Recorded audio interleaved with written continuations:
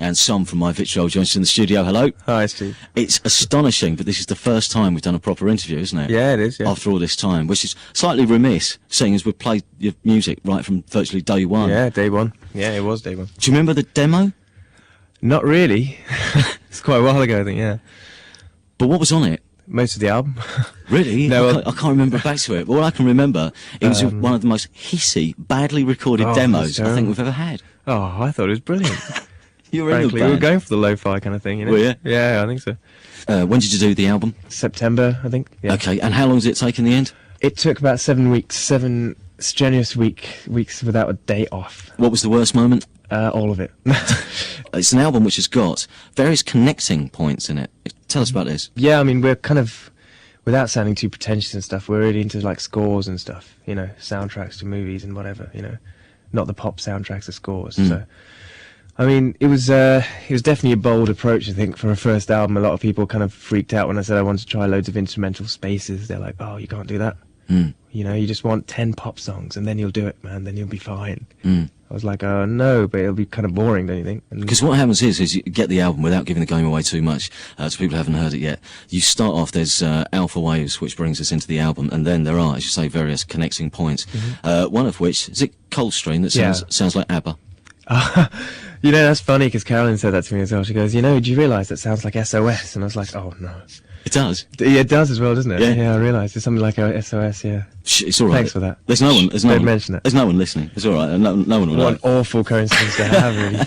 God, I blame my parents for their awful ABBA records. But it's a record collection, isn't it? This must be. It's your debut album. Yeah, I think so, yeah. It sounds like, to me, it's got elements of my record collection all around, without, you know, being a pastiche, like, you know, definitely. I just think it's got influences from all around.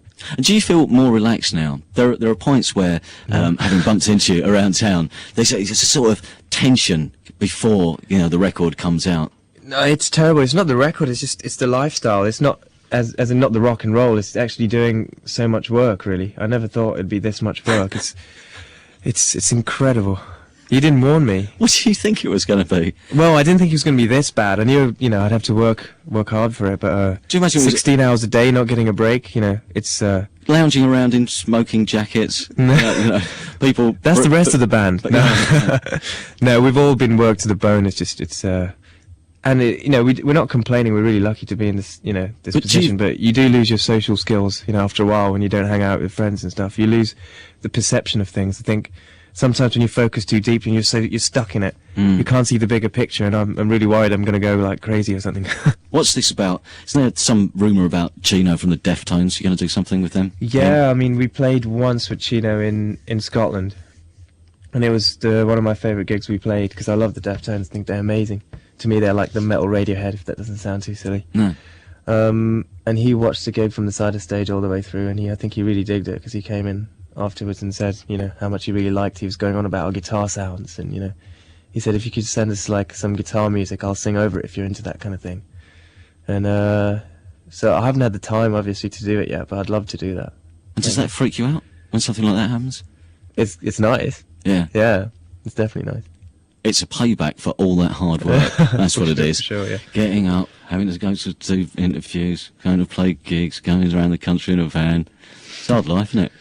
It is, actually. Yeah. Leave it. He's smiling behind. It's not all working down the mines, as they say. It's I've heard not. a few people say that, and it's not. But it's very strenuous mentally, you know. Yeah, that's the thing. I think mentally rather than physically, probably at times. Particularly, you see, you just shouldn't think about it so much. Shouldn't bring all the world, all the world's problems on your shoulders.